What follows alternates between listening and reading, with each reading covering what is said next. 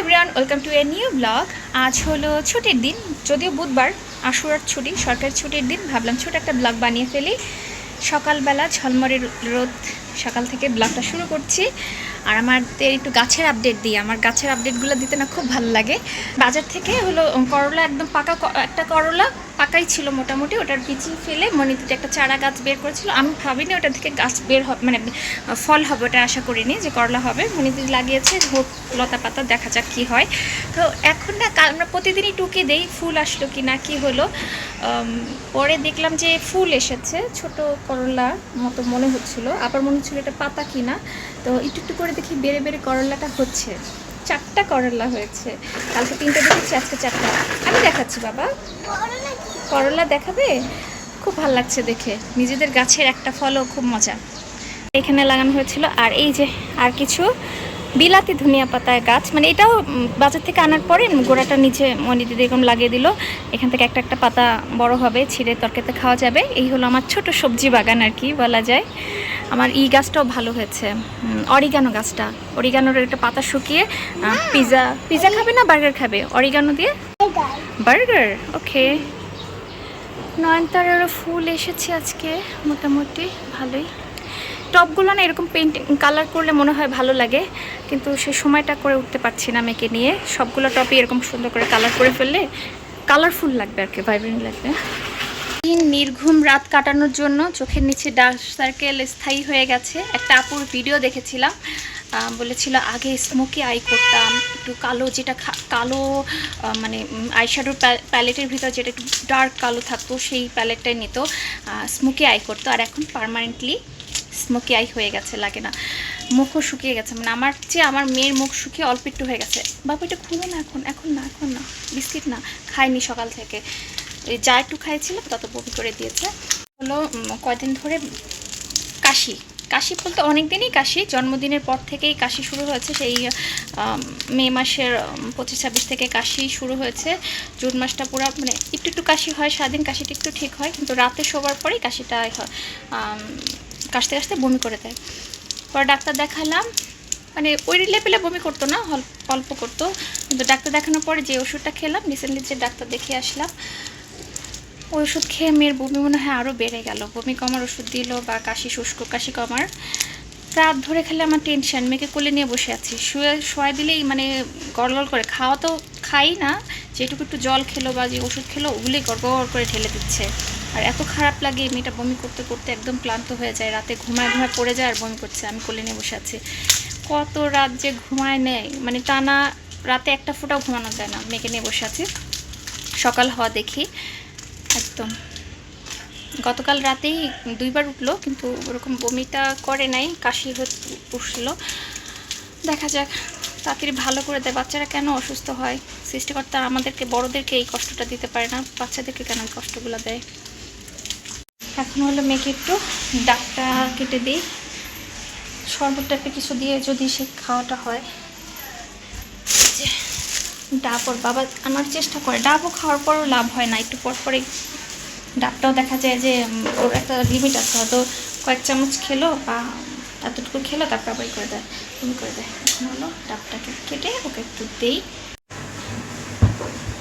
আর আমার কাছে মনে হয় ইন্ডাকশন চুলায় রান্না করে দুপুরবেলা, আর বন্ধের দিনে তো আর পদে রান্না করা হয়, এই গ্যাস কারেন্ট না পড়িয়ে বাইরে থেকে আনাই ভালো। গরমে কষ্ট কম হলো, 2-1 দিন বাইরে একটু রান্না খাওয়া ভালো।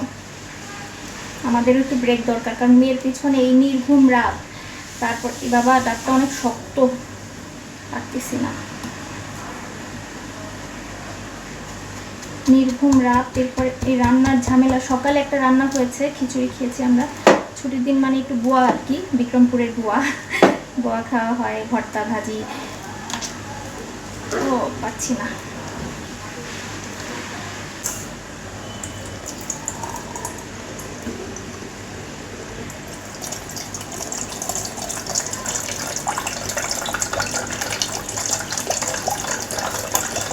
কি গরম লাগছে, গরমে আমার হলো তেল দিলে গরম মনে হয় বেশি লাগে,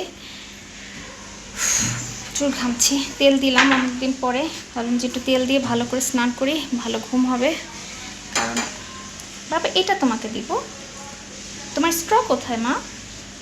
আমার আমার স্ট্র পরিষ্কার করার ব্রাশ কেনা দরকার, চিকন ছোটো ব্রাশ আছে না স্ট্র পরিষ্কার করার, ওরকম একটা খুঁজতে হবে।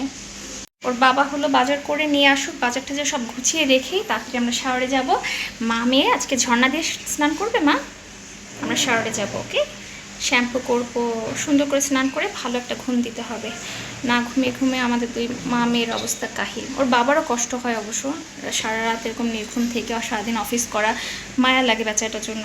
আমরা তো একটু বসতে পারি, কিন্তু ও তো সারাদিন অফিসে, মানে চাইলে একটু টান টান হতে পারি বিছানায়, কিন্তু ছেলে মানুষের তো কত কষ্ট, সারাদিন অফিসে বসে থাকতে হয়, কাজ করতে হয়।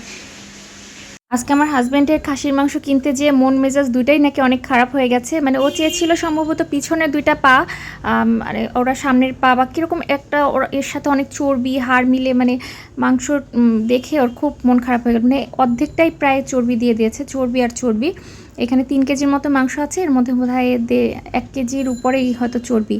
আমি পরে এগুলো ভাগ করতে করতে, আর আমরা হলো সবসময় কেনার সময় কি করে, ওরা হয়তো একসাথে 2-3 জন মিলে একটা খাসি কিনে ফেললো, ওরা চর্বি মাথা কলিজা এগুলো সব বাদ দিয়ে শুধু মাংসটাই কেটে নিয়ে আসে, এগুলো দিয়ে দেয় আর কি, বা ওদের পছন্দ না। চর্বি তো আমার হাজব্যান্ডের একদমই পছন্দ না, রেড মিটের চর্বি তো আসলেই উপকারী না, কিন্তু আমার কিন্তু ভালোই লাগে, তবে এত চর্বি না, অনেকটা বেশি এবার চলে এসেছে।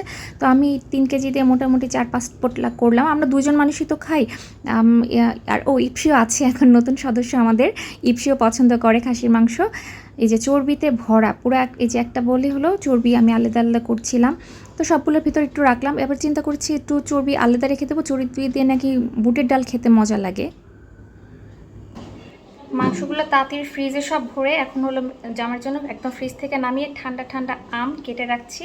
ও বাজারঘাট রেখে আমাদের জন্য দুপুরে খাবার আনতে গিয়েছিল। আমি ভেবেছিলাম সুলতান টাইমস কাছে, এখান থেকে হয়তো বিরিয়ানি নিয়ে আসবে, তো ও যে এত কষ্ট করে এখান থেকে সেই কারণ বাজার গেছে মেট্রোতে করে, আবার মেট্রোতে করে আসলো। ওদের কারণ বাজারে হোটেল সুপারস্টার থেকে আমাদের জন্য বিরিয়ানি নিয়ে এসেছে, সেই সাথে একটা মাটন লেগ পিস রোস্ট নিয়ে এসেছে। এই মাটনের আস্ত এরকম লেগ পিসের রোস্ট আমি আগে খাইনি, ওর অনেক দিন ইচ্ছা ছিল আমাকে এটা খাওয়ানোর জন্য, মেনলি আমার জন্য আনা হয়েছে। আর মনিতি তো চিকেন বিরিয়ানি খায়, সব 3টা চিকেন বিরিয়ানি নিয়ে আসা হয়েছে। আর এই যে এত কষ্ট করে আমার জামাই নিয়ে এসেছে, এটা কোনো কিছুই ফেলা যাবে না। আমি এটাকে হাড়টাকে থেতো করে পুতা দিয়ে ভিতর ক্যালসিয়ামটা আমি আর আমার মেয়ে ভাগ করে খেয়ে অবশিষ্ট কিছু রাখিনি, জামাই কষ্ট করে এনেছে বলে কথা, সব চেটে পুটে খেয়েছি।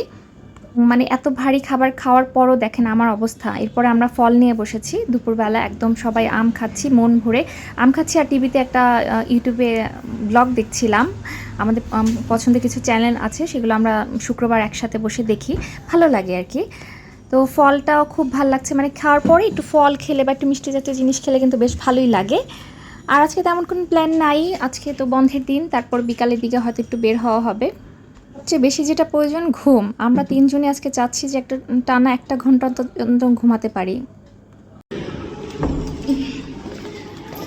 এখন কয়টা বাজে, 5:30 বা 6টার মতো বাজে, একটু বের হচ্ছি, একটু প্রিন্স বাজার যাবে, হয়তো একটু টুকটাক মাছ টাছ বাজার কী কী করার আছে, মাছ আসছে নাকি, আর হলো গিয়ে একটু হাঁটাবো আর কি। ইপসিকে হাঁটাহাঁটি না করালে ও একদমই খেতে চাচ্ছে না। আর অনেকদিন পরে এই ব্যাগটা বের করলাম, আমরা ইপসির হলো যে নতুন খেলনার যে সেটটা পেয়েছিল ওইটার ভিতরে অনেকগুলো জুতা ছিল, আমরা তো খুব মন খারাপ ছিল, জুতাগুলো ফেলে দিছে, বলল যে বাইরে ফেলে দিছে, পাচ্ছি না।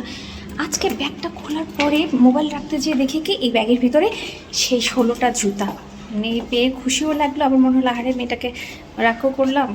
আচ্ছা কোথায় ব্যাগ, ব্যাগে টাকা আছে, টাকা লাগবে, থাক থাক থাক। বাবা একদিন শিখিয়ে দিয়েছিল রাস্তায় বের হয়ে এই যে হোয়াইট কালার করা এই লাইন ধরে ধরে হাঁটতে, ও এখন থেকে সেরকমই ফলো করে, একদম ওই লাইন ধরে ধরে হাঁটে, আমাদেরও হাত ধরতে দেয় না, নিজে নিজেই পুরাটা এরকম লাইন ধরে ধরে হাঁটার চেষ্টা করে। আবার রিক্সা আসে কিনা দেখে, তারপর হুটহাট করে দৌড় দেয়, তখন আবার তাড়াতাড়ি আমরা কোলে নিয়ে নেই, কারণ ভয় তো লাগেই, এই রিক্সা আসে একটা না একটা কিছু আসে। আর যেতে যেতে ও যদি কোনো এরকম ভিক্ষুক বা কোনো সাহায্য চাচ্ছে দেখলে ওর চোখে পড়েই এবং আমাদেরকে জিজ্ঞেস করে, বাবা তোমার কাছে কি টাকা আছে, মা তোমার কাছে কি টাকা আছে, মানে একটু দিতে চায় টাকা। ও দুজনে ওর এই মানসিকতা খুবই পছন্দ করি এবং সবসময় উৎসাহ দেই, সবসময় যেন এরকম মানুষকে সাহায্য করে। এবং রীতিমতো হেঁটে আমরা ঘেমে বাসায় এসেছি। আরেকটা সুন্দর জিনিস দেখে আপনাদেরকে, ইপসিতা কিন্তু এখন লিখতে পারে, যদিও তেড়া বেড়া উল্টাপাল্টা হয়, তারপরও সে চেষ্টা করে যে নিজে নিজে কখনো ঠিক হয়, কখনো উল্টা হয়। তারপরও যে শিখেছে এই বয়সে, এটাই আমি অনেক খুশি। আমি একে মানে একটা লিখে দিই, ওই পাশ থেকেও দেখে দেখে ওইভাবে লেখার চেষ্টা করে, শুধু এই শিখেছে এখনো পর্যন্ত।